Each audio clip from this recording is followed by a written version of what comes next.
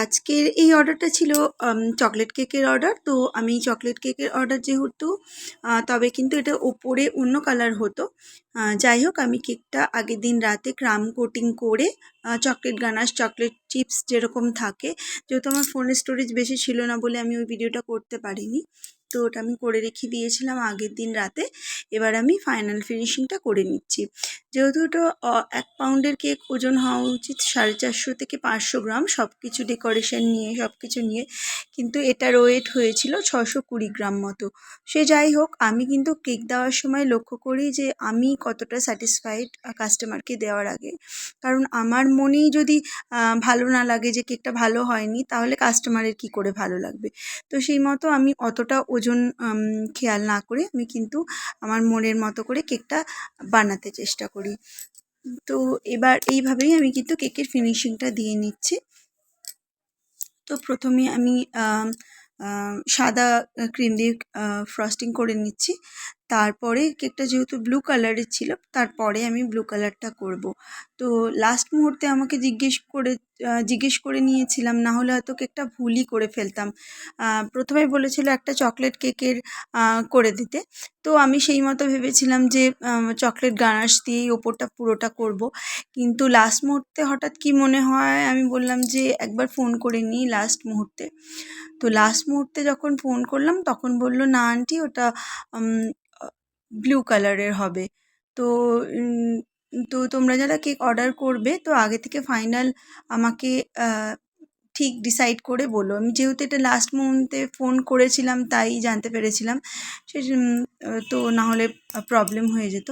যাই হোক, এই ব্লু কালারটা করে নিচ্ছি। এত সুন্দর কালারটা এসেছিল, ঠিক এরকম যেরকম দেখছো একদম সেম।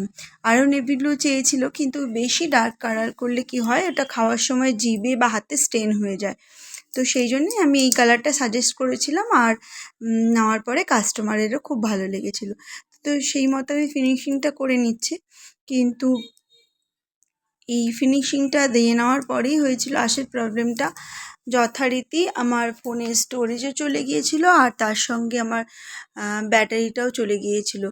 আবার কাজটা করতে করতে তারপরে আমি একটুখানি ফোনে চার্জ দিলাম, দিয়ে এবার ওই ডেকোরেশন ভিডিওটা, যার জন্য আমার তোলা হয়নি। তো যাই হোক, এইভাবে ফিনিশিংটা দিয়ে আমার ক্ষেত্রে জানি না আমার কেন এইরকম হয়, যখনই কেক বানাতে যাই তখনই আগের কেকটার চকলেট কেকটার বেলাতেও হলো, আগের অর্ডারটার বেলাতে, এইটার বেলাতেই হলো। তো এবার ঠিক করেছি আমি যখনই কেকটা বানাবো, তখনই কিন্তু আমি আগে ফোনের চার্জটা দেখে নেবো, যেহেতু আমি ফোনের একটা ভিডিও করি। তো যাই হোক, আমি এবার ওই ফাইনাল ফিনিশিংটা দিয়ে নিচ্ছি।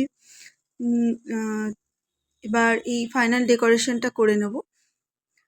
তো এরপরেই আমার চার্জ চলে গিয়েছিল, আর তারপর ফাইনাল ডেকোরেশনটা করে একেবারে আমি ছবিটা তুলছি।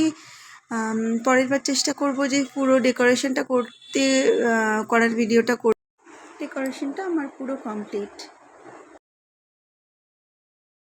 তা তোমরা কেমন লেগেছে কেকটা, ডেকোরেশনটা আমাকে অবশ্যই জানিও।